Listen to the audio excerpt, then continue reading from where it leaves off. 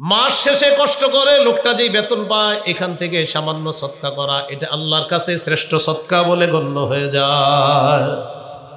রিক্সা চালাইছে, কামাই হয়েছে 500-600 টাকা, এখান থেকে আপনি 5টা টাকাই সদকা করছেন, এই সদকা আল্লাহর কাছে শ্রেষ্ঠ সদকা, এটা আপনার কষ্টার্জিত উপার্জনের সদকা।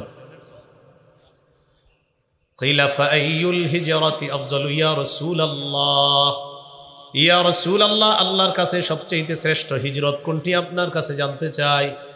ফাকালা রাসূলুল্লাহ সাল্লাল্লাহু আলাইহি ওয়াসাল্লাম মান হাজারা মা হারামাল্লাহু আলাইহি, আল্লাহ তাআলা যা নিষিদ্ধ করেছেন এই নিষিদ্ধ জিনিস থেকে বাঁচা হলো শ্রেষ্ঠ হিজরত। সুবহানাল্লাহ। রাস্তা দিয়ে একটা মেয়ে হেঁটে যাচ্ছে, তার দিকে তাকানো হারাম, আপনি তাকান নাই, নিচের দিকে তাকিয়ে আছেন, এটা এক ধরনের হিজরত, এটা আল্লাহর কাছে শ্রেষ্ঠ হিজরত, শ্রেষ্ঠ বিরত থাকা, গুনাহ থেকে বেঁচে থাকা। আল্লাহ তৌফিক দান করেন।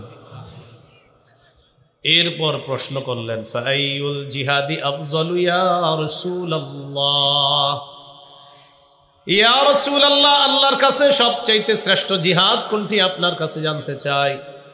নবীজি বললেন মান জাহাদাল মুশরিকিনা বিমালিহি ওয়া নাফসিহি, জানমাল নিয়ে মুশরিকদের বিরুদ্ধে লড়াই করা, এটা হলো সবচেয়ে শ্রেষ্ঠ জিহাদ। আমাদের দেশের 90 ভাগের বেশি মুসলমান, এই দেশের মধ্যে মাঝে মাঝে কিছু মুশরিকরা আমাদের উপর এমন ভাবসাব দেখায়, আমাদের উপর আধিপত্য বিস্তার করতে চায়, ভাব দেখায়। সামান্য কিছু মুশরিক 90 ভাগের বেশি মুসলমানের উপর আধিপত্য বিস্তার করতে চায়, ভাবসাব দেখায় এমনভাবে মনে হয় যে দেশটা তাদের, এমন একটা ভাবসাব দেখায়। এই জন্য সবাই নিয়ত করে ফেলেন যে এদেশে কোনো জালেমকে আর কোনো সুযোগ দেওয়া হবে না। কোনো জালেমকে যদি আবার সুযোগ দেন, আর কেউ যদি আগামীতেও জুলুম করার নিয়ত করে থাকেন, আমার একটা ওয়াজ আছে জুলুম, খালি সার্চ দিয়ে শুনে নেবেন, যারা ভবিষ্যতেও জুলুমের নিয়ত করছেন তো কি হইতে পারে। একটা হইলো তো জুলুম আছে, আর একটা হলো নিয়ত করছেন যে এইবার আমি শুরু করবো, তো শুরুটা কইরে না, আমার ওয়াজটা শূন্য শুরু করে। জুলুমের নিয়তটা যদি থাকে, একটু ওয়াজটা মনোযোগ দিয়ে শুনেন, শোনার পরে জুলুমটা শুরু করে নেন, আল্লাহ হেফাজত করেন না। তো আমাদের দেশে কিছু সামান্য মুশরিকরা আমাদের উপর আধিপত্য বিস্তার করতে চায়, এই জন্য মুসলমান সতর্ক থাকতে হবে। ওলামায়ে কেরামের নেতৃত্বে যে কোনো বাতিলদের বিরুদ্ধে সদা সর্বদা সবাইকে সোচ্চার থাকতে হবে। আল্লাহ তৌফিক দান করেন। কিলা ফাআইয়ুল কতলি আশরাফু ইয়া রাসূলুল্লাহ, ইয়া রাসূলুল্লাহ, আল্লাহর কাছে সবচেয়ে শ্রেষ্ঠ শাহাদাত কোনটা আপনার কাছে জানতে চাই। নবীজি বললেন মান উহরিকা দামুহু ওয়া উকিরা জাওয়াদু, যাকে তার বাহন সহ শহীদ করা হয়, এটা হলো শ্রেষ্ঠ শহীদ। একজনে বাহন নিয়ে জিহাদে গেছে, তাকেও শহীদ করা হয়েছে, তার ঘোড়াটাকেও শহীদ করে দেওয়া হয়েছে। নবীজি বলেন এটা সবচেয়ে শ্রেষ্ঠ মর্যাদাপূর্ণ হত্যাকাণ্ড, এই শহীদ সবচেয়ে মর্যাদাপূর্ণ, যাদের শাহাদাত এটাও মর্যাদাপূর্ণ শহীদদের একজন, যে ব্যক্তি বাহন নিয়ে গিয়ে শহীদ হয়ে গেছে। এই হলো শ্রেষ্ঠ জিহাদ, মুশরিকদের বিরুদ্ধে লড়াই করা। 7 নাম্বার আলোচনা, জিহাদের ময়দানে আঘাতপ্রাপ্ত হওয়া। তিরমিজির বর্ণনা 1656 নম্বর হাদিস। এই হাদিসের বর্ণনাকারী আবু হুরায়রা রাদিয়াল্লাহু তাআলা তিনি বলেন ক্বালা রাসূলুল্লাহ সাল্লাল্লাহু আলাইহি ওয়াসাল্লাম লা ইউকলামু আহাদুন ফি সাবিলিল্লাহ ওয়াল্লাহু আ'লামু বিমান ইউকলামু ফি সাবিলি ইল্লা জাআ ইয়াউমাল কিয়ামাতি ওয়াল লাউনু লাউনুদ দাম ওয়ার রিহু রিহুল মিস। কোন ব্যক্তি জিহাদের ময়দানে যাওয়ার পর আঘাতপ্রাপ্ত হয়, নবীজি বলেন কোন মুজাহিদ জিহাদের ময়দানে আঘাতপ্রাপ্ত হবে এটা আল্লাহ সবচেয়ে ভালো জানেন। মনে করেন আপনার হাতের মধ্যে সামান্য আঘাত লাগছে জিহাদের ময়দানে যাওয়ার পর, নবী বলেন কিয়ামতের ময়দানে এই ব্যক্তি এমন অবস্থায় উপস্থিত হবে, তার রং হবে রক্তের রং, আর তার শরীর থেকে মেশক আম্বরের ঘ্রাণ বের হবে। আঘাতের জায়গাটা থেকে মেশক আম্বরের ঘ্রাণ বের হবে।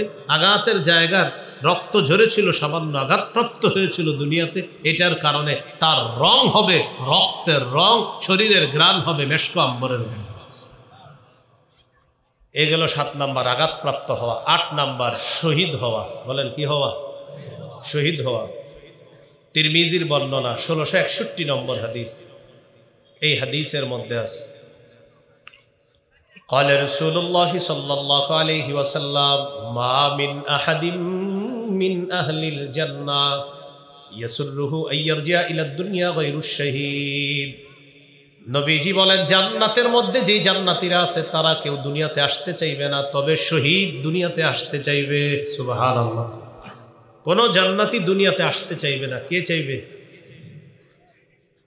فإنه يحب أن يرجع إلى الدنيا, শহীদ দুনিয়াতে আসতে চাইবে, আসার পরে يقول حتى أقتل 10 مرات مما يرى مما أعطاه الله من الكرامة। শহীদ শাহাদাতের যে পুরস্কার, এই পুরস্কার পাওয়ার আশায় দুনিয়াতে এসে শহীদ বলতে চায় আমাকে শহীদ করা হোক, আবার জিন্দা করা হোক, আবার শহীদ করা হোক, আবার আমাকে জিন্দা করা হোক। 10-12 যদি আমাকে শহীদ করা হয় আমি শহীদ হতে রাজি আছি।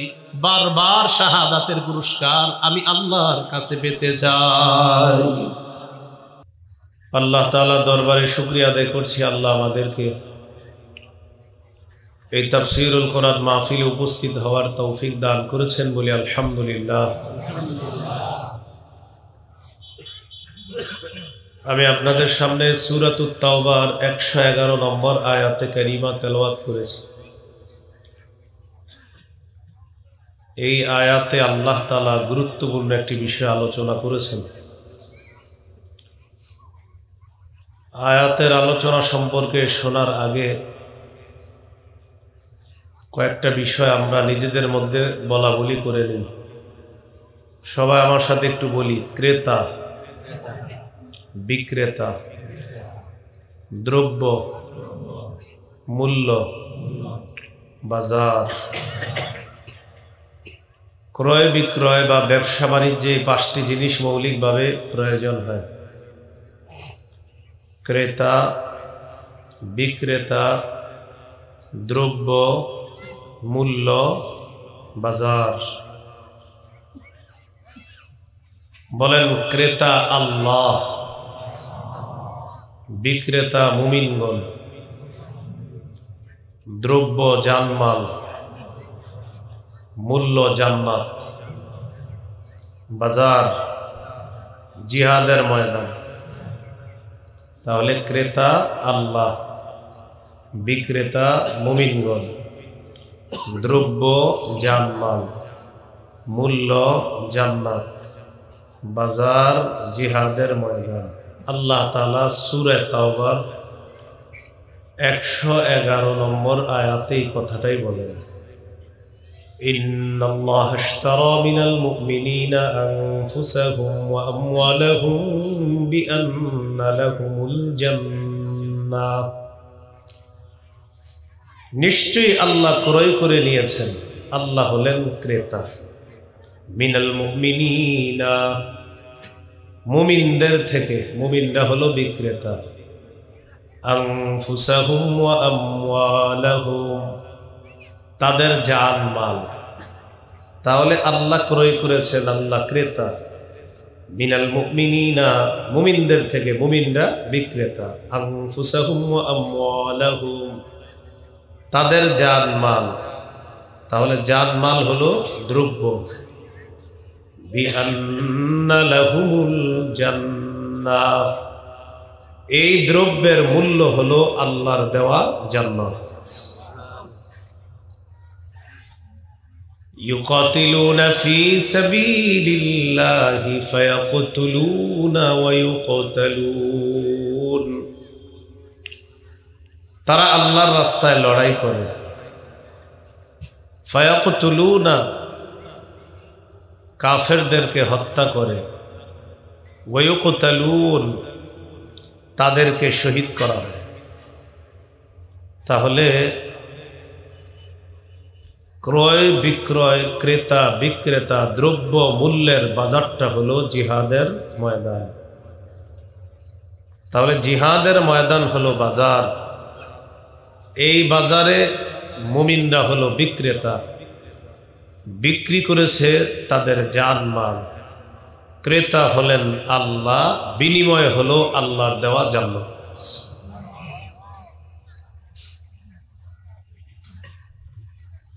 তো আমরা প্রথমে মনে রাখি কয়েকটা কথা। জিহাদ শব্দটা মুসলমান সমাজের মধ্যে এমন একটা অবস্থা, এই শব্দের ব্যাপারে জিহাদ শব্দ শুনলেই অনেকে একটু অন্য চোখে দেখে, অন্য ভাবে দেখে, যেটা অন্যায়। এই জন্য আমরা প্রথমে কয়েকটি কথা মনে রাখব। বলেন আল্লাহ, রসুল, জিহাদ, এই তিনটি, বলেন এই তিনটি, জান, মাল, সম্পদ, পরিবার, আত্মীয় স্বজন, স্ত্রী, ছেলে সন্তান, সবার চাইতে বেশি প্রিয় হতে হবে আল্লাহ, রসুল, জিহাদ। সূরা তাওবার 24 নম্বর আয়াতে আল্লাহ বলেন, কুল ইন কানা আবাউকুম ওয়া আবনাউকুম ওয়া ইখওয়ানুকুম ওয়া আজওয়াজুকুম ওয়া আশীরাতুকুম ওয়া আমওয়ালুন ইকতারাফতুমুহা ওয়া তিজারা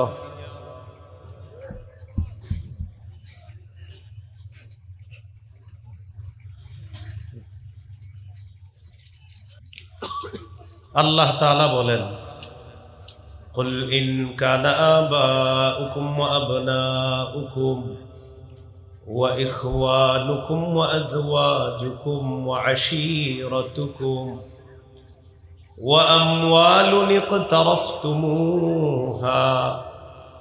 ওয়া তিজারাতুন তাখশাউনা কাসাদাহা ومساكن ترضونها أحب إليكم من الله ورسوله وجهاد في سبيله فتربصوا حتى يأتي الله بأمره। আল্লাহ বলেন, নবী আপনি বলেন, ইন কানা আবাউকুম, যদি তোমাদের মা বাবা, ওয়া আবনাউকুম, যদি তোমাদের সন্তান, ওয়া ইখওয়ানুকুম, যদি তোমাদের ভাই বোন, ওয়া আজওয়াজুকুম, যদি তোমাদের বিবি, ওয়া আশীরাতুকুম, যদি তোমাদের পরিবার, ওয়া আমওয়ালুন ইকতারাফতুমুহা, যদি তোমাদের সম্পদ, ওয়া তিজারাতুন তাখশাউনা কাসাদাহা, যদি তোমাদের ব্যবসা, ওয়া মাসাকিনু তারদাউনাহা, যদি তোমাদের প্রিয় বাসস্থান, এগুলা যদি, আহাব্বা ইলাইকুম মিনাল্লাহ ওয়া রাসূলিহি ওয়া জিহাদিন ফি সাবিলি, যদি আল্লাহর চেয়ে, রসুলের চেয়ে আর জিহাদের চেয়ে বেশি প্রিয় হয়, ফাতারাব্বাসু হাত্তা ইয়াতি আল্লাহু বিআমরি, অপেক্ষা করো আল্লাহর আযাবের, আল্লাহ তোমাদের উপর আযাব নিয়ে আসবে, আযাবের অপেক্ষা করো। বলি নাউযুবিল্লাহ। তাহলে কি শিখলাম? মা বাবা, সন্তান, ভাই বোন, স্ত্রী, পরিবার, সম্পদ, ব্যবসা, বাসস্থান, এগুলার চাইতে আল্লাহ, রসুল এবং জিহাদ বেশি প্রিয় হতে হবে। প্রতিটা মুমিনের মধ্যে এই গুণ থাকতে হবে যে আমার কাছে সবচেয়ে প্রিয় আল্লাহ, রসুল এবং জিহাদ। কয়টা? আল্লাহ, রসুল, জিহাদ, তিনটা সবচেয়ে বেশি প্রিয় থাকতে হবে। এই তিন গুণ যাদের মধ্যে মৌলিকভাবে থাকবে, আল্লাহ তাদেরকে কোরআনে প্রকৃত সত্যবাদী বলে ঘোষণা করছে। সূরা হুজুরাতের 15 নম্বর আয়াতে আল্লাহ বলেন, ইন্নামাল মুমিনুনাল্লাযীনা আমানু বিল্লাহ ওয়া রাসূলিহি সুম্মা লাম ইয়ারতাবু ওয়া জাহাদু বিআমওয়ালিহিম ওয়া আনফুসিহিম ফি সাবিলিল্লাহ উলাইকা হুমুস সাদিকুন। আল্লাহ তাআলা বলেন, প্রকৃত ঈমানদার হলো তারা যারা আল্লাহকে বিশ্বাস করে, রসুলকে বিশ্বাস করে, একটুও সন্দেহ করে না, নিজেদের জান মাল নিয়ে যারা আল্লাহর রাস্তায় লড়াই করে। তিনটা, আল্লাহ বিশ্বাস করে, রসুল বিশ্বাস করে, একটুও সন্দেহ করে না, নিজেদের জান মাল নিয়ে আল্লাহর রাস্তায় লড়াই করে, আল্লাহ তাআলা বলেন উলাইকা হুমুস সাদিকুন, আমি আল্লাহ কোরআনে তাদেরকে খাঁটি সত্যবাদী বলে ঘোষণা করলাম। সত্যবাদী, তাহলে কয়টা মৌলিক গুণ থাকতেই হবে সবার একসাথে? তিনটা। আল্লাহর প্রতি বিশ্বাস, রসুলের প্রতি বিশ্বাস, জিহাদ। তিনটা জিনিসের ভালোবাসা সবচেয়ে বেশি থাকতে হবে। আল্লাহর ভালোবাসা, রসুলের ভালোবাসা, জিহাদের ভালোবাসা। আল্লাহ কথাগুলা মনে রাখার তৌফিক দান করেন। 28 পারা 11 নম্বর পৃষ্ঠা সূরাতুস সফফি 10 থেকে 13 নম্বর আয়াতে আল্লাহ বলেন, আল্লাহকে বিশ্বাস করা, রসুলকে বিশ্বাস করা আর আল্লাহর রাস্তায় জিহাদ করা, এটা এমন এক লাভজনক ব্যবসা যে ব্যবসায় কোনো লস নাই, শুধু লাভ আর লাভ। আল্লাহ তাআলা বলেন, ইয়া আইয়ুহাল্লাযীনা আমানু হাল আদুল্লুকুম আলা তিজারাতিন তুনজিকুম মিন আযাবিন আলীম। হে ঈমানদারগণ, আমি কি তোমাদেরকে এমন এক ব্যবসা সম্পর্কে বলবো যে ব্যবসা তোমাদেরকে যন্ত্রণাদায়ক আযাব থেকে মুক্তি দিবে, রক্ষা করবে। এবার আল্লাহ এই ব্যবসার কথা বলতেছেন। তুমিনুনা বিল্লাহি ওয়া রাসূলিহি, 1 নাম্বার আল্লাহকে বিশ্বাস করবা, 2 নাম্বার রসুলকে বিশ্বাস করবা, 3 ওয়া তুজাহিদুনা ফি সাবিলিল্লাহি বিআমওয়ালিকুম ওয়া আনফুসিকুম, নিজেদের জানমাল নিয়ে আল্লাহর রাস্তায় লড়াই করবা। যালিকুম খায়রুল লাকুম ইন কুনতুম তা'লামুন, আল্লাহ বলেন এটাই তোমাদের জন্য কল্যাণ যদি তোমরা জানতে। এরপরে আল্লাহ বলেন, ইয়াগফির লাকুম যুনুবাকুম, আল্লাহ তোমাদের জীবনের সমস্ত গুনাহগুলো মাফ করে দিবেন। ওয়া ইউদখিলকুম জান্নাতিন তাজরি মিন তাহতিহাল আনহার, তোমাদেরকে এমন বাগানে প্রবেশ করাবেন যেই বাগানের তলদেশ দিয়ে নহর সমূহ প্রবাহিত হবে। ওয়া মাসাকিনা তাইয়্যিবাতান ফি জান্নাতি আদ, চিরস্থায়ী বসবাসের বাগানের মধ্যে তোমাদেরকে আল্লাহ তাআলা মনোভূত বাসস্থান দান করবেন। আল্লাহ বলেন, যালিকাল ফাউজুল আযীম, এটাই হলো মহান সফলতা। আল্লাহ বিশ্বাস করা, রসুল বিশ্বাস করা আর জিহাদ করার মাধ্যমে নিজের গুনাহ মাফ করা, জাহান্নাম থেকে মুক্তি পাওয়া, মনোভূত বাসস্থানের মালিক হওয়া। আল্লাহ বলেন এটাই আমি মহান সফলতা বলে ঘোষণা করলাম। এটা মহান সফলতা। ওয়া উখরা তুহিব্বুনাহা নাসরুম মিনাল্লাহি ওয়া ফাতহুন করিব, তোমাদের পছন্দ অনুযায়ী আরো অনেক নিয়ামত আল্লাহ তোমাদেরকে দান করবেন, যেমন আল্লাহর পক্ষ থেকে সাহায্য এবং আসন্ন বিজয় আল্লাহ তোমাদেরকে দান করবেন। ওয়াবাশশিরিল মুমিনিন, নবী আপনি মুমিনদেরকে সুসংবাদ দিয়ে দেন। আল্লাহ আমাদের সকলকে আল্লাহ রসুলকে বিশ্বাস করার পাশাপাশি জিহাদের তামান্না সকলকে আল্লাহ দান করেন। তাহলে জিহাদের নিয়ত আছে সবার? না থাকলে মুনাফিকি মৃত্যু হবে। জিহাদের নিয়ত না থাকলে কি মৃত্যু হবে? সহিহ মুসলিমের হাদিস 1910 নম্বর হাদিস, قال رسول الله صلى الله عليه وسلم من مات ولم يغزو ولم يحدث به نفسه مات على شعبة من نفاق। নবীজি বলেন, কোন ব্যক্তি মারা গেল আর জিহাদ করলো না অথবা জিহাদের সংকল্প করলো না, সে কেমন যেন একটা মুনাফিকি মৃত্যুবরণ করলো। নাউযুবিল্লাহ। যে ব্যক্তি মৃত্যুবরণ করলো, জিহাদ করলো না অথবা জিহাদের সংকল্প করলো না, সে এক ধরনের মুনাফিকি মৃত্যুবরণ করলো। আল্লাহ আমাদের সকলের অন্তরে জিহাদের তামান্না, জিহাদের নিয়ত দান করেন। নিয়ত করে ফেলেন। এদেশের মুফতি সাহেবরা কখনো জিহাদের ফতুয়া দিলে সবার আগে আমরা রাজি আছি ইনশাআল্লাহ। জিহাদের নিয়ত থাকতে হবে। আল্লাহ আমাদের সকলকে কবুল করেন। এই গেল প্রথম কথা। 2 নম্বর কথা, জিহাদের গুরুত্ব। জিহাদ করা আল্লাহর হুকুম, বাস এখান থেকে গুরুত্ব বুঝে আসে জিহাদ কতটা গুরুত্বপূর্ণ। সূরা তাওবার 36 নম্বর আয়াতে আল্লাহ বলেন, কাতিলুল মুশরিকিনা কাফা,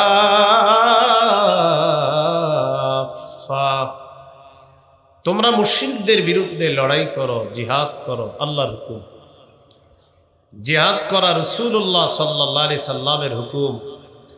আবু দাউদের বর্ণনা 2504 নম্বর হাদিস, ক্বালা রাসূলুল্লাহ সাল্লাল্লাহু আলাইহি ওয়াসাল্লাম, জাহিদুল মুশরিকিনা বিআমওয়ালিকুম ওয়া আনফুসিকুম ওয়া আলসিনাতিকুম। নবীজি বলেন, তোমরা মুশরিকদের বিরুদ্ধে লড়াই করো তোমাদের জান দিয়ে, তোমাদের মাল দিয়ে এবং তোমাদের জবান দিয়ে। জান দিয়ে লড়াই করো, মাল দিয়ে লড়াই করো, তোমাদের জবান দিয়ে মুশরিকদের বিরুদ্ধে তোমরা লড়াই করো। মাল দিয়ে লড়াই করা, বর্তমান পৃথিবীতে যারা জিহাদ করে তাদের জন্য, এই বাংলাদেশের মুসলমান যারা আছি আমরা, সঠিক সোর্সের মাধ্যমে টাকা পয়সা দিয়ে তাদেরকে সহযোগিতা করা, এই জিহাদে অংশগ্রহণ করো। আরেকটা হলো জান দিয়ে লড়াই করা, এটা তো বললাম। এদেশের মুফতি সাহেবরা যদি ফতোয়া দেয় তখন জান দিয়ে লড়াই করতে হবে। আরেকটা হলো জবান দিয়ে লড়াই করা, বয়ান ওয়াজ মাহফিলের মধ্যে জিহাদের কথা বলতে হবে, মাজলুমের পক্ষে কথা বলতে হবে, জালেমদের বিরুদ্ধে কথা বলতে হবে, পৃথিবীর মুজাহিদিন যারা আছে তাদের পক্ষে, আর ওই মুজাহিদরা যাদের সাথে লড়াই করছে তাদের বিরুদ্ধে কথা বলতে হবে। এই হলো জান, মাল আর জবান দিয়ে লড়াই করা। আল্লাহ আমাদের সকলকে জান, মাল এবং জবান দিয়ে জিহাদ করার তৌফিক দান করেন। 3 নম্বর কথা, বলেন আমার সাথে, কিয়ামত পর্যন্ত জিহাদের বিধান চালু থাকবে। আবু দাউদের হাদিস 2484 নম্বর হাদিস, 2484। ভাই ইকু দিয়েন না, মাইক দেন ভাই, ইকু দিয়েন না, রিভাব দিয়েন না, কিচ্ছু দিয়েন না, খালি ভাড়াই দিস। আবু দাউদের 2484 নম্বর হাদিস। এই হাদিসের মধ্যে আছে, عن أنس بن مالك رضي الله تعالى عنه أن النبي صلى الله عليه وسلم قال لا تزال طائفة من أمتي يقاتلون على الحق ظاهرين على من ناوأهم। নবীজি বলেন, আমার উম্মতের একটা দল সদা সর্বদা বাতিলের বিরুদ্ধে লড়াই করবে, হকের পক্ষে লড়াই করবে, বেঈমানদের বিরুদ্ধে তারা বিজয় লাভ করবে। হাত্তা ইউকাতিলা আখিরুহুমুল মাসিহাদ দাজ্জাল। লড়াই চলতে চলতে আমার উম্মতের সর্বশেষ দলটি দাজ্জালের বিরুদ্ধে লড়াই করবে, আর আল্লাহ তাদেরকে বিজয় দান করবেন। কিয়ামত পর্যন্ত জিহাদ চলতে থাকবে। হলো 3 নম্বর কথা। 4, বলেন আমার সাথে, কোন জালেমের জুলুম, কোন বিচারকের বিচার, জিহাদের বিধান বাতিল করতে পারবে না। কোন জালেমের জুলুম, কোন বিচারকের রায়, জিহাদের বিধান বাতিল করার ক্ষমতা নাই। আবু দাউদের হাদিস 2532 নম্বর হাদিস, 2532 নম্বর হাদিস। এই হাদিসের বর্ণনাকারী ইমরান ইবনে হুসাইন রাদিয়াল্লাহু তাআলা عن عمران بن حسين رضي الله تعالى عنه قال قال رسول الله صلى الله عليه وسلم رسول الله صلى الله عليه وسلم বলেন, ثلاث من أصل الإيمان। নবীজি বলেন, ঈমানের মূল বিষয় হলো 3টি। 1 নাম্বার, আল কাফু আম্মান ক্বালা লা ইলাহা ইল্লাল্লাহ। যে ব্যক্তি বলে লা ইলাহা ইল্লাল্লাহ, তাকে কষ্ট দেওয়া যাবে না, তাকে কষ্ট দেওয়া থেকে বিরত থাকা, এটা ঈমানের মূল বিষয়। 2 নাম্বার ওয়ালা নুকাফিরুহু বিযাম্বিন, কোন মুসলমানকে গুনাহের কারণে আমরা কাফের বলবো না। 3 নাম্বার ওয়ালা নুখরিজুহু মিনাল ইসলামি বিআমালিন, কোন মুসলমানকে কোন কাজের কারণে আমরা ইসলাম থেকে বের করে দিব না। ঈমানের মূল বিষয় হলো 3টা। 1 নাম্বার, যে ব্যক্তি বলে লা ইলাহা ইল্লাল্লাহ তাকে কষ্ট না দেওয়া। 2 নাম্বার, যে ব্যক্তি বলে লা ইলাহা ইল্লাল্লাহ কোন গুনাহের কারণে তাকে ঠুসঠাস কাফের না বলা। 3 নাম্বার ওয়ালা নুখরিজুহু মিনাল ইসলামি বিআমাল, কোন কর্মের কারণে কোন মুসলমানকে ইসলাম থেকে বের করে না দেওয়া। এরা মানুষ একটা কাজ করছে, আমি তাকে ইসলাম থেকে বের করে দিলাম, এটা ঠিক না। এই 3টা হলো ঈমানের মূল বিষয়।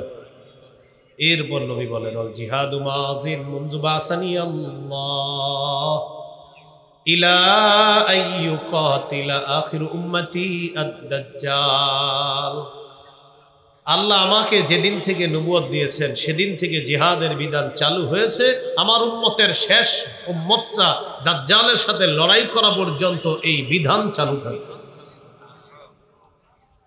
লা ইউবতিলুহু জাওরু জাইরিন ওয়ালা আদলু আদিল, কোন জালেমের জুলুম অথবা কোন বিচারকের রায় জিহাদের বিধান পরিবর্তন করতে পারবে না। লা ইউবতিলুহু, জিহাদের বিধান বাতিল করতে পারবে না। জাওরু জাইরিন, কোন জালেমের জুলুম, ওয়ালা আদলু আদিলিন, কোন বিচারকের রায় জিহাদের বিধান বাতিল করতে পারবে না।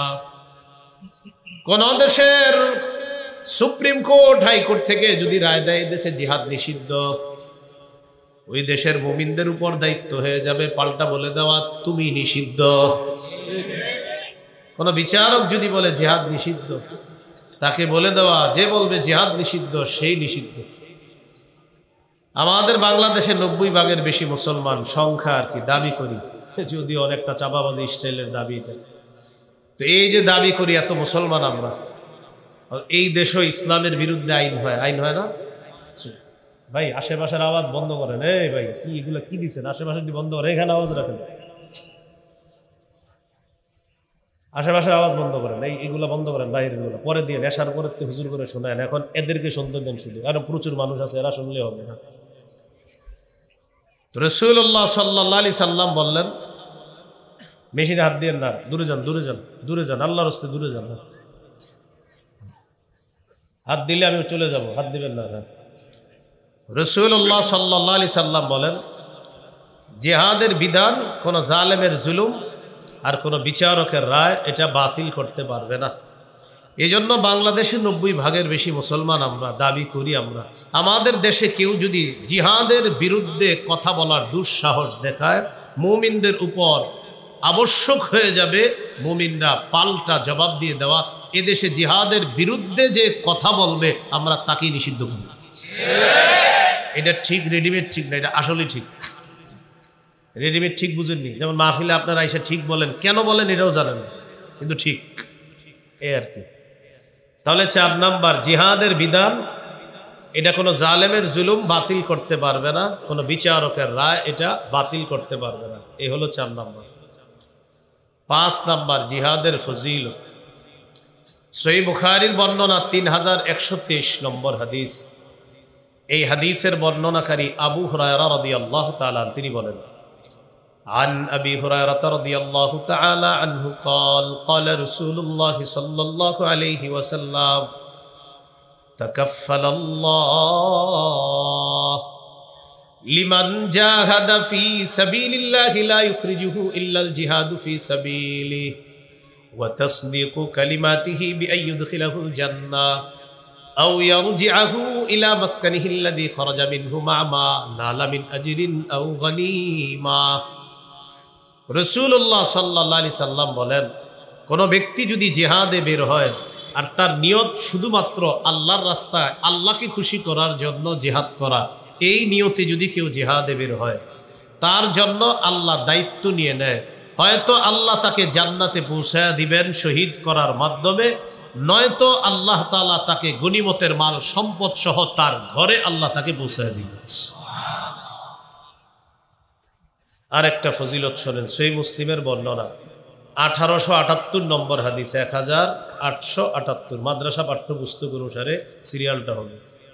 قال رسول الله صلى الله عليه وسلم مثل المجاهد في سبيل الله كمثل الصائم القائم القانت بآيات الله لا يفتر من صلاة ولا صيام حتى يرجع المجاهد في سبيل الله আমার দিকে তাকান, আল্লাহু আকবার। নামাজে দাঁড়াইলাম, আমি রোজাদার, রোজা রাখছি, আবার নফল নামাজ পড়তেছি, আবার কোরআন তেলাওয়াত করতেছি, দিনের বেলা রোজা রাখি, সারা রাত নামাজ পড়ি, আবার সারাক্ষণ কোরআন তেলাওয়াত করি, তাহলে সারাক্ষণ আমার 3 অবস্থায় কাটতেছে, রোজা, নফল নামাজ, তেলাওয়াত, তাও অবিরত, ক্লান্তিহীন।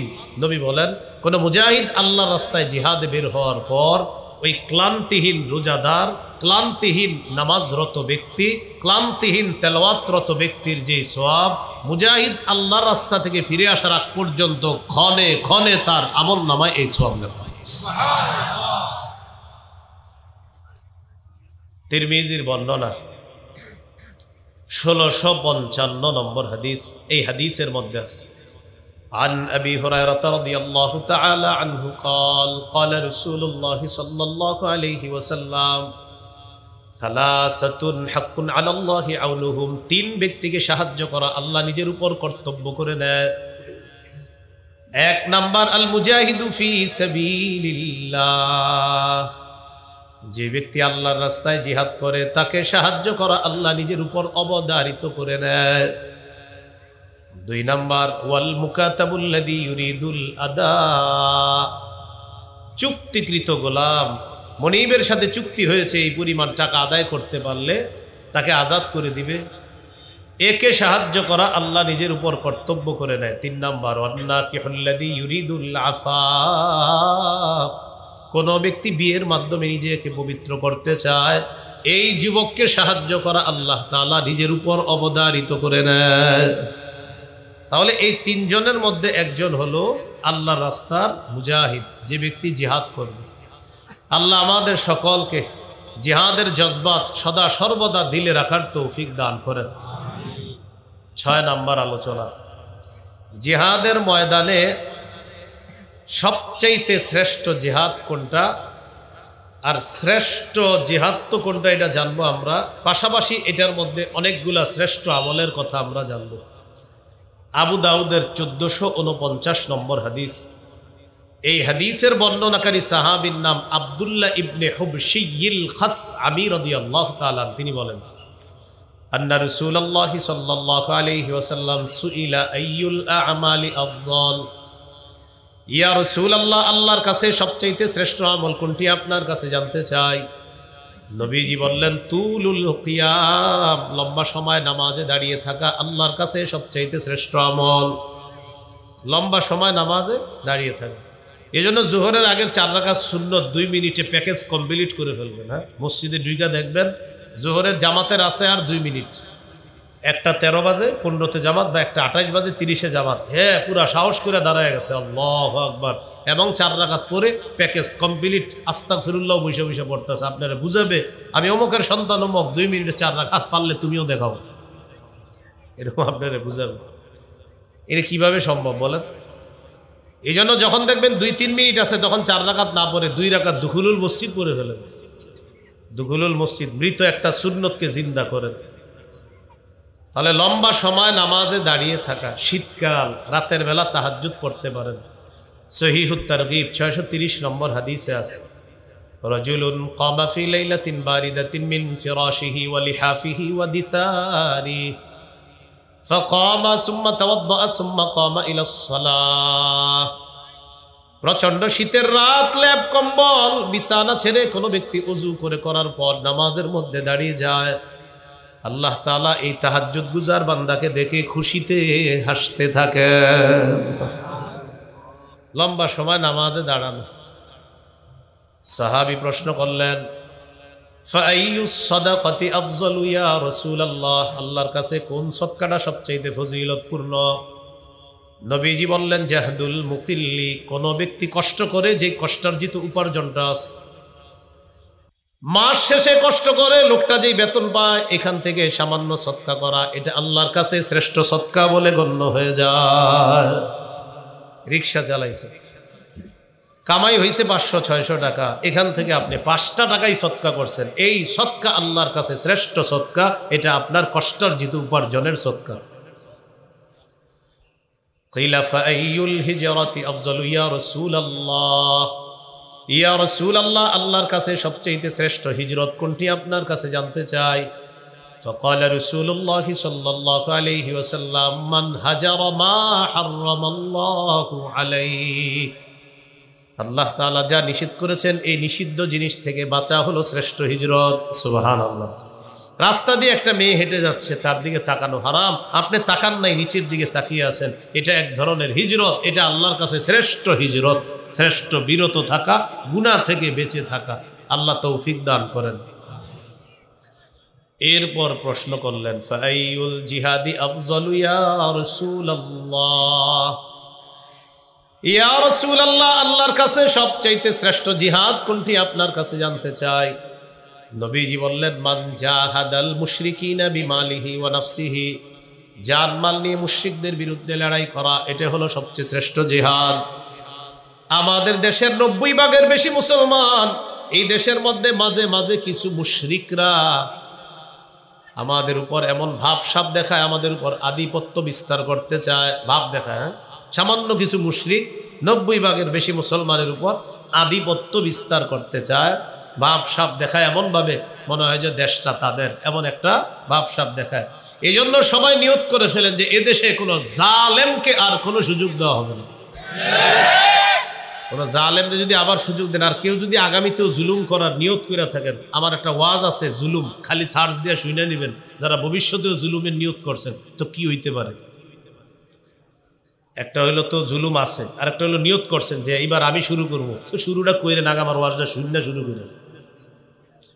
জুলুমের নিয়তটা যদি থাকে, একটু ওয়াজটা মনোযোগ দিয়ে শুনেন, শোনার পরে জুলুমটা শুরু করে নেন, আল্লাহ হেফাজত করেন না। তো আমাদের দেশে কিছু সামান্য মুশরিকরা আমাদের উপর আধিপত্য বিস্তার করতে চায়, এই জন্য মুসলমান সতর্ক থাকতে হবে। ওলামায়ে কেরামের নেতৃত্বে যে কোনো বাতিলদের বিরুদ্ধে সদা সর্বদা সবাইকে সোচ্চার থাকতে হবে। আল্লাহ তৌফিক দান করেন। কিলা ফাআইয়ুল কতলি আশরাফু ইয়া রাসূলুল্লাহ, ইয়া রাসূলুল্লাহ, আল্লাহর কাছে সবচেয়ে শ্রেষ্ঠ শাহাদাত কোনটা আপনার কাছে জানতে চাই। নবীজি বললেন মান উহরিকা দামুহু ওয়া উকিরা জাওয়াদু, যাকে তার বাহন সহ শহীদ করা হয়, এটা হলো শ্রেষ্ঠ শহীদ। একজনে বাহন নিয়ে জিহাদে গেছে, তাকেও শহীদ করা হয়েছে, তার ঘোড়াটাকেও শহীদ করে দেওয়া হয়েছে। নবীজি বলেন এটা সবচেয়ে শ্রেষ্ঠ মর্যাদাপূর্ণ হত্যাকাণ্ড, এই শহীদ সবচেয়ে মর্যাদাপূর্ণ, যাদের শাহাদাত এটাও মর্যাদাপূর্ণ শহীদদের একজন, যে ব্যক্তি বাহন নিয়ে গিয়ে শহীদ হয়ে গেছে। এই হলো শ্রেষ্ঠ জিহাদ, মুশরিকদের বিরুদ্ধে লড়াই করা। 7 নাম্বার আলোচনা, জিহাদের ময়দানে আঘাতপ্রাপ্ত হওয়া। তিরমিজির বর্ণনা 1656 নম্বর হাদিস। এই হাদিসের বর্ণনাকারী আবু হুরায়রা রাদিয়াল্লাহু তাআলা তিনি বলেন ক্বালা রাসূলুল্লাহ সাল্লাল্লাহু আলাইহি ওয়াসাল্লাম লা ইউকলামু আহাদুন ফি সাবিলিল্লাহ ওয়াল্লাহু আ'লামু বিমান ইউকলামু ফি সাবিলি ইল্লা জাআ ইয়াউমাল কিয়ামাতি ওয়াল লাউনু লাউনুদ দাম ওয়ার রিহু রিহুল মিস। কোন ব্যক্তি জিহাদের ময়দানে যাওয়ার পর আঘাতপ্রাপ্ত হয়, নবীজি বলেন কোন মুজাহিদ জিহাদের ময়দানে আঘাতপ্রাপ্ত হবে এটা আল্লাহ সবচেয়ে ভালো জানেন। মনে করেন আপনার হাতের মধ্যে সামান্য আঘাত লাগছে জিহাদের ময়দানে যাওয়ার পর, নবী বলেন কিয়ামতের ময়দানে এই ব্যক্তি এমন অবস্থায় উপস্থিত হবে, তার রং হবে রক্তের রং, আর তার শরীর থেকে মেশক আম্বরের ঘ্রাণ বের হবে। আঘাতের জায়গাটা থেকে মেশক আম্বরের ঘ্রাণ বের হবে। আঘাতের জায়গার রক্ত ঝরেছিল, সামান্য আঘাতপ্রাপ্ত হয়েছিল দুনিয়াতে, এটার কারণে তার রং হবে রক্তের রং, শরীরের ঘ্রাণ হবে মেশক আম্বরের ঘ্রাণ। এ গেল 7 নাম্বার আঘাতপ্রাপ্ত হওয়া। 8 নাম্বার শহীদ হওয়া। বলেন কি হওয়া? শহীদ হওয়া। তিরমিজির বর্ণনা 1661 নম্বর হাদিস। এই হাদিসের মধ্যে আছে قال رسول الله صلى الله عليه وسلم ما من أحد من أهل الجنة يسره أن يرجع إلى الدنيا غير الشهيد। নবীজি বলেন জান্নাতের মধ্যে যে জান্নাতীরা আছে তারা কেউ দুনিয়াতে আসতে চাইবে না, তবে শহীদ দুনিয়াতে আসতে চাইবে। সুবহানাল্লাহ। কোন জান্নাতি দুনিয়াতে আসতে চাইবে না, কে চাইবে? فإنه يحب أن يرجع إلى الدنيا, শহীদ দুনিয়াতে আসতে চাইবে, আসার পরে يقول حتى أقتل 10 مرات مما يرى مما أعطاه الله من الكرامة। শহীদ শাহাদাতের যে পুরস্কার, এই পুরস্কার পাওয়ার আশায় দুনিয়াতে এসে শহীদ বলতে চায় আমাকে শহীদ করা হোক, আবার জিন্দা করা হোক, আবার শহীদ করা হোক, আবার আমাকে জিন্দা করা হোক। 10-12 যদি আমাকে শহীদ করা হয় আমি শহীদ হতে রাজি আছি। বারবার শাহাদাতের পুরস্কার আমি আল্লাহর কাছে পেতে চাই। বলেন জান্নাত থেকে কে দুনিয়াতে আসতে চাইবে? শহীদ। এগুলো 8 নাম্বার। 9 নাম্বার, শহীদের স্পেশাল 6টা পুরস্কার। শহীদের স্পেশাল কয়টা পুরস্কার? তিরমিজির হাদিস 1663 নম্বর হাদিস। قال رسول الله صلى الله عليه وسلم للشهيد عند الله 6 خصال। নবীজি বলেন শহীদের আল্লাহর কাছে 6টা মর্যাদা পুরস্কার। 1 নাম্বার ইউগফারু লাহু ফি আউয়ালি দাফআতিন ওয়া ইউরা মাকআদুহু ফিল জান্নাহ। শহীদ যখন শহীদ হবে, শহীদ হইতেছে একদিক দিয়ে, নবীজি বলেন অন্য দিক দিয়ে প্রথম ফোঁটাটা তার শরীর থেকে পড়ার সাথে সাথে তার সমস্ত গুনাহগুলা মাফ করে দেওয়া হয়। বুঝেন বুঝেন, শহীদের শরীরের রক্তের ফোঁটা একটা ফোঁটা রক্তের ফোঁটা জমিনে পড়ছে, একদিক দিয়ে গুনাহ মাফ, অন্য দিক দিয়ে শহীদকে দেখানো এই শহীদ, এই যে তুমি একটু করে শহীদ হবা, আর ওই যে তোমার জান্নাতের জায়গাটা, প্রথম ফোঁটা পড়ার সাথে সাথে শহীদ তার জান্নাতের জায়গাটাও দেখতে যায়। এই জন্যই তো আপনার আর সহ্য করে না। উনি কিন্তু শহীদ একটু পরে দেখবে রক্ত পড়ার পরে সে আর পিছনে ফিরে আসে না, সামনে যায়। কেন? কারণ ও দেখতেছে ওর জান্নাত, দেখতেছে। এই জন্য ওইটা পাওয়ার আশায় ও আর পিছনে ফেরার সুযোগ নাই, সামনে যাচ্ছে, শহীদ হয়ে যাচ্ছে। ওই যে 1 ফোঁটা যখন আল্লাহ জানে কে শহীদ হবে, যে শহীদ হবে তার ব্যাপারে তো আল্লাহ জানেন। 1 ফোঁটা পড়ার সাথে সাথে সব গুনাহ মাফ, জান্নাতের আসনটা তাকে দেখানো হয়। এই জন্য সে আর স্থির থাকতে পারে না, যে কোনো মূল্যে সে শহীদ হতে চায়। এই হলো 1 নাম্বার। 2 নাম্বার ওয়াইজারু মিন আযাবিল কবরি, শহীদকে যখন আমরা কবরস্থ করি, দাফন করি, নবীজি বলেন কবরের আযাবের কোনো টেনশন নাই, কবরের আযাব থেকে শহীদকে নিরাপত্তা দেওয়া হবে। 3 নাম্বার ওয়ায়ামানু মিনাল ফাজাইল আকবার, এটা আপনি খেয়ে ফেলেন, নষ্ট করার সুযোগ নেই কিন্তু। 3 নাম্বার ওয়ায়ামানু মিনাল ফাজাইল আকবার, কিয়ামতের ময়দানের ভয়াবহতা, বিভীষিকাময় অবস্থা থেকে শহীদ নিরাপত্তা লাভ করবে। কিয়ামতের ময়দানে মানুষ পেরেশানির মধ্যে থাকবে, শহীদ তার কোনো পেরেশানি নাই। সুবহানাল্লাহ। কবরের আযাব, জাহান্নামের আযাবের ব্যাপারে তার কোনো পেরেশানি থাকবে না। এটা 3 নাম্বার। 4 নাম্বার ويوضع على رأسه تاج الوقار الياقوتة خير من الدنيا وما فيها। জান্নাতের মরমর পাথর খচিত, যেই পাথরের মূল্য দুনিয়া আর দুনিয়ার মাঝে যা কিছু আছে এর চাইতে আরো বেশি, ওই পাথর খচিত মুকুট শহীদের মাথায় পরিয়ে দেওয়া হবে। বাকি রইল কয়টা? 2টা। কয়টা হলো? 4টা। 5 নাম্বারটা কি বলবো? সবাই বলেন, একদম পুরো জোশের সাথে হাত তোলেন সবাই, বলবো আসলে। 5 নাম্বারটা শুনেন, ওয়াইজাওয়াজু 72 যাওজাতাম মিনাল হুরিল ঈন, শহীদের সাথে 72 জন হুরকে বিয়ে দেওয়া হবে। কয়জন? 72। 6 নাম্বার ওয়ায়ুশাফাউ ফি 70 মিন আকারিবিহি, শহীদের নিকটাত্মীয়দের মধ্যে কমপক্ষে 70 জনের ব্যাপারে তার সুপারিশ মঞ্জুর করা হবে। এই 6টা স্পেশাল পুরস্কার শহীদের। এইগুলো আপনার 8 নম্বর আলোচনা। 8 নাম্বার না 9 নাম্বার? কেন 9 নাম্বার? 10 নম্বর আলোচনা, শহীদরা জান্নাতের মধ্যে গল্প করবে। সুবহানাল্লাহ। জান্নাতে কি করবে? শহীদরা জান্নাতের সবুজ পাখির মধ্যে বৈশা গল্প করার কথা নবী আমাদেরকে জানায় দিয়েছে। আবু দাউদের হাদিস 2520 নম্বর হাদিস, 2520 নম্বর হাদিস। এই হাদিসটি একদিক দিয়ে আমরা শুনবো, আরেক দিক দিয়ে মনে রাখবো। এই হাদিসটি সূরা আলী ইমরানের 169 নম্বর আয়াতের প্রেক্ষাপট বা শানে নুজুল। কোন হাদিসটি? এখন যে হাদিসটি আমরা জানবো আবু দাউদের 2520 নম্বর হাদিস।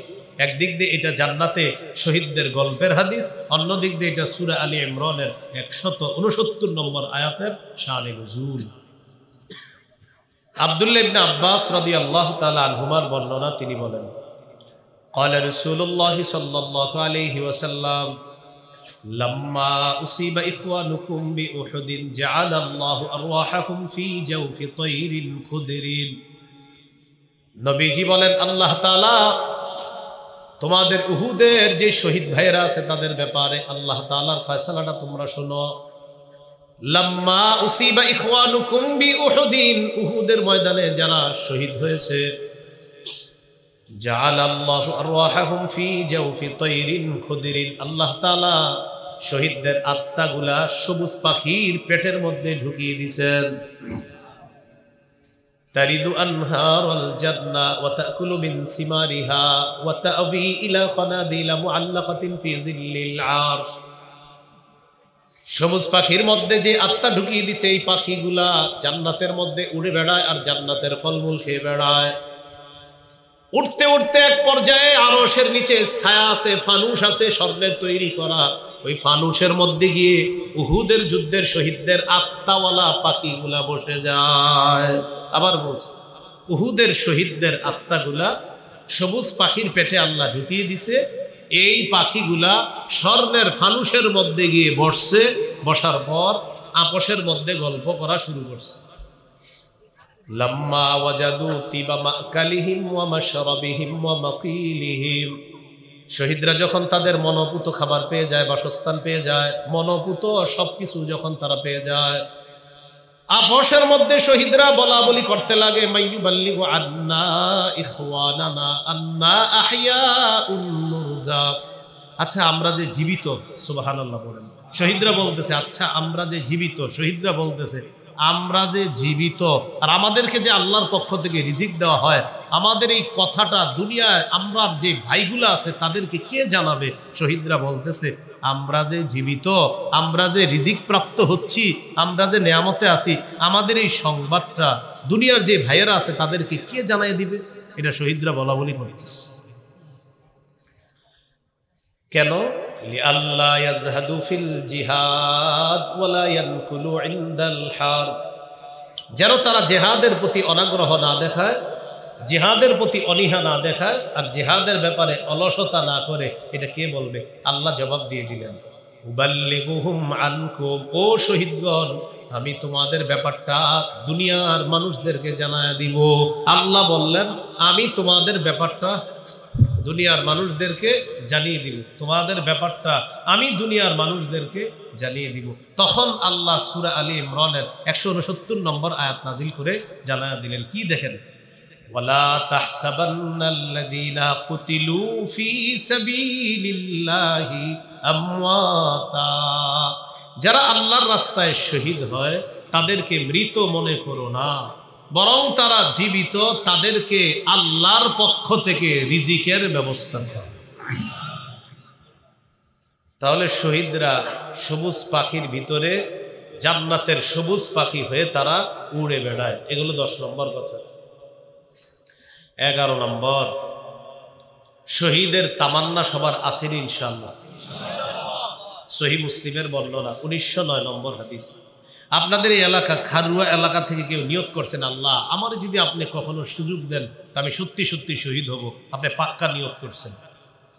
ক্বালা রাসূলুল্লাহ সাল্লাল্লাহু আলাইহি ওয়াসাল্লাম মান সাআলাল্লাহ শাহাদাতা বিসিদকিন বাল্লাগাহু আল্লাহু মানাজিলাশ শুহাদা ওয়া ইন মাতা আলা ফিরাশিহি। কোন ব্যক্তি যদি ইখলাসের সাথে নিয়ত করে, আল্লাহ আমি সত্যি সত্যি শহীদ হব, আমি নিয়ত করলাম মাবুদ তুমি সুযোগ করে দিলে আমি শহীদ হব, নবীজি বলেন এই ব্যক্তি যদি তার ঘরের বিছানায় মারা যায়, আল্লাহ তাআলা তাকে শহীদদের মর্যাদায় পৌঁছায় দিবেন। নিজের ঘরেও যদি মারা যায়, আল্লাহ তাকে শহীদদের মর্যাদায় পৌঁছায় দিবেন। এই জন্য বুখারীর 2797 নম্বর হাদিসে আসছে, 2797 নম্বর হাদিস, قال رسول الله صلى الله عليه وسلم, নবীজি বলেন ওয়াল্লাযী নাফসি বিয়াদিহি লা ওয়াদিতু আন্নী উকতালু ফি সাবিলিল্লাহ সুম্মা উহইয়া সুম্মা উকতালু সুম্মা উহইয়া সুম্মা উকতালু সুম্মা উহইয়া সুম্মা উকতালু সুম্মা উহইয়া। নবীজি বলেন আল্লাহর কসম আমার মন চায় আমাকে শহীদ করা হবে আবার আমি জিন্দা হব, আবার আমাকে শহীদ করা হবে আবার আমি জিন্দা হব, আবার আমাকে শহীদ করা হবে আবার আমি জিন্দা হব, আবার আমাকে শহীদ করা হবে আবার আমি জিন্দা হব। এই হাদিস দ্বারা বোঝা যায় নবী চায় আমাকে যতবার জিন্দা করা হবে আমি চাই ততবার শহীদ হব। তাহলে শাহাদাতের নিয়ত আছে ইনশাআল্লাহ। দুইটা নিয়তের কথা গুরুত্ব দিয়ে বলা হয়েছে, একটা জিহাদের নিয়ত আর একটা শাহাদাতের নিয়ত। জিহাদের নিয়তটা শুরুতে বলা হয়েছে, তাহলে জিহাদেরও নিয়ত আছে, আমাদের শহীদ হওয়ারও নিয়ত আছে। আল্লাহ তৌফিক দান করেন। এইগুলো 11 নম্বর কথা। 12 নম্বর কথা, জিহাদ করার জন্য একজন আমিরের দরকার। কি দরকার বলেন? আমির। বলেন আল্লাহ আমাদের দেশে একজন ন্যায়পরায়ণ পুরুষ শাসক ব্যবস্থা করে দেন, যিনি দেশ পরিচালনা করার পাশাপাশি জিহাদেও নেতৃত্ব দিতে পারে এমন একজন পুরুষ শাসক আমাদের দেশে দিয়ে দেন। কিয়ামতের আগে আর যেন বাংলাদেশে নারী প্রধান না হয়। কি না হয়? সবাই বলেন কেন? আরো জোরে বলেন। হ্যাঁ নেই, আরো জোরে। নবীজি জবাব দিয়ে দিছে কেন? কে নবীজি? قال رسول الله صلى الله عليه وسلم لا يفلح قوم ولو امرهم امرأة। নবীজি বলেন ওই জাতি কিছুতেই সফল হবে না যেই জাতি তাদের নেতৃত্বে কোন নারীকে বসায়া দেয়। এই জন্য সামনের দিকে যদি কারো নিয়ত থাকে হুজুর আপনি যা বলার বলেন, আবার আমরা নারী বসাবো, সমস্যা নেই। আপনি দুইটার কথা লাগবেন যে আল্লাহ আবার নারী চাই, আর নিচে দিয়ে লাগবেন আল্লাহ আমার কপালটা যেরকম পোড়া এটা সারা জীবন পোড়া থাক, আমি এরকম হতবাগা সারা জীবন থাকতে চাই, এই জন্য নারী বসাবো আর আমি হতবাগা থাকবো। আপনি কিন্তু সমস্যা নেই, আপনি এটা লিখেন, পোস্টার করলে এইভাবে বলবেন আগামীতে নারী শাসক চাই, হতবাগা হয়ে থাকতে চাই, সমস্যা নেই। আপনি ওলামায়ে কেরাম বলবেন তাহলে ঠিক আছে। আপনি সোজা হিসাব, আপনার কিন্তু না করা হচ্ছে না, এমনি লিখবেন নারী শাসক চাই, হতবাগা হয়ে থাকতে চাই। নবীজির কথা চূড়ান্ত কথা। আপনি যদি আপনার ভাগ্যের পরিবর্তন চান তো কিয়ামতের আগে আর নারী বসায়েন না, বসাবেন তো ওই জিনিস দিয়ে লিখে দিবেন যে আপনারা কিন্তু আমরা বসাইছি কেন, আবার কারণ আমরা হতবাগা হয়ে থাকতে চাই, এই জন্য আপনারা বসাইছি, যেমনে পারেন আবার চুরিদারি শুরু করেন, আমরা এমনি থাকবো, সমস্যা নেই। বলবেন আপনি কিন্তু না করা হচ্ছে না, কিন্তু কথাটা লিখবেন আর কি। আল্লাহ বুঝার তৌফিক দান করুন। তাহলে একজন পুরুষ শাসক, যেই শাসক দেশও চালাবে, জিহাদের ময়দানে নেতৃত্ব দিতে পারে, এমন একজন পুরুষ শাসক। আমির হওয়া খুব গুরুত্বপূর্ণ একটা আলোচনা। জিহাদের ময়দানে একজন আমির দরকার। এই আমিরের আনুগত্য করতে হবে সবার, সেটা তাবলীগের আমির হোক, জিহাদের আমির হোক, দেশের রাষ্ট্রনায়ক হোক, তার আনুগত্য করতে হবে। শর্ত হলো, বলেন শর্ত, আমির কোন ধরনের নাফরমানিমূলক কথা বলতে পারবে না, নাফরমানিমূলক কাজ করতে পারবে না, নবীদের ব্যাপারে আজাইরা ব্যাখ্যা দিতে পারবে না। যদি কোনো আমির নবীদের ব্যাপারে উল্টা পাল্টা কথা বলে সেই আমির মানা যাবে না, তার অনুসরণ করা যাবে না।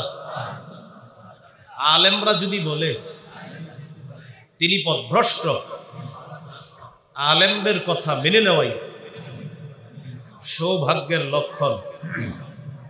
তাদের কথা না মানা হতভাগা হওয়ার লক্ষণ। এই জন্য মনে রাখবেন, কোন আমির যদি ভুল টুল করে তাকে কিন্তু মানা যাবে না, যদি ওলামায়ে কেরাম বলে মানা যাবে না। দলিল বলেন সহিহ বুখারী 4340 নম্বর হাদিস। এটা কেন বলাইতেছি, কারণ এটা নিয়ে আপনারা বলতে পারবেন। বলেন 4340 নম্বর হাদিস। মোট হাদিস সংখ্যা 7563। এই অনুযায়ী হাদিস নাম্বারটি হবে 4340। তাহলে এবার হাদিসটা মন দিয়ে শুনেন। হাদিসের বর্ণনাকারী আলী রাদিয়াল্লাহু তাআলা তিনি বলেন, বাআসান নবী সাল্লাল্লাহু আলাইহি ওয়াসাল্লাম সারিয়াতান ওয়াস্তা'মালা আলাইহিম রাজুলাম মিনাল আনসার। নবীজি একটা দলকে জিহাদের জন্য পাঠাইলেন। একজন আনসারী সাহাবীকে আমির বানায় দিলেন। বানানোর পর নবী বললেন ওয়া আমারহুম আইয়ুতিউহু, নবী বলে দিলেন আমির যা বলবে সব শুনবা। আমির সাহেব তার বাহিনী নিয়ে রওনা করলেন। করার পর ফাগদিবা, আমির সাহেবের রাগ উঠে গেছে হঠাৎ। রাগ উঠার পর আমির সাহেব তার অনুসারীদেরকে বললেন, শোনো তোমরা, আলাইসা ক্বাদ আমারাকুম রাসূলুল্লাহ সাল্লাল্লাহু আলাইহি ওয়াসাল্লাম আন তুতিউনি, নবী কি তোমাদেরকে বলে নাই আমি যা বলবো আমার কথা শুনবা? জি নবী বলছে। আমির সাহেব বললেন আমি এখন যা বলবো তোমরা সব শুনবা। জি আমির সাহেব আপনি যা বলবেন আমরা শুনবো, কারণ নবী বলছে আপনার আনুগত্য করার জন্য। আবার বলছি, একটা দল পাঠাইছে, একজন আমির নিযুক্ত করে দিছে, নবী বলে দিয়েছেন আমির যা বলবে সব শুনবা। হঠাৎ আমির সাহেবের রাগ উঠছে। আমির সাহেব তার সাথীদেরকে বললেন নবী কি বলে নাই আমি যা বলবো সব শুনবা? সবাই বললেন জি। তা এখন আমি যা বলবো সব তোমরা শুনবা। তো আমির সাহেব বললেন ইজমাউ লি হাতাবা, যাও তোমরা লাকড়ি সংগ্রহ করে নিয়ে আসো। ফাজামাউ লা, সবাই লাকড়ি সংগ্রহ করে আনছে। আনার পর এবার আমির সাহেব বললেন আউকিদুহা নারা, লাকড়ির মধ্যে আগুন জ্বালায়া দাও। ফাউকাদুহা, তারা লাকড়ির মধ্যে আগুন জ্বালায়া দিস। আগুন জ্বালানোর পর আমির সাহেব বললেন উদখুলুহা, আগুনের মধ্যে ঝাঁপ দাও। কোথায় ঝাঁপ দাও?